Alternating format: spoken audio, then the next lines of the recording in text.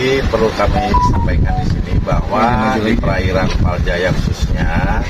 ada pembangunan alur pelabuhan, di mana pembangunan alur pelabuhan ini merupakan tindak lanjut dari adanya perjanjian kerjasama antara pihak Pemprov Jabar dengan salah satu perusahaan yaitu PT Tunas Ruang Pelabuhan Nusantara atau TRPN, di mana di dalam perjanjian kerjasamanya itu pihak TRPN menyanggupi di dalam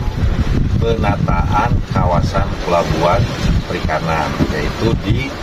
Satuan Pelayanan Pangkalan Pendaratan Ikan atau PPI Paljaya, Desa Segarajaya.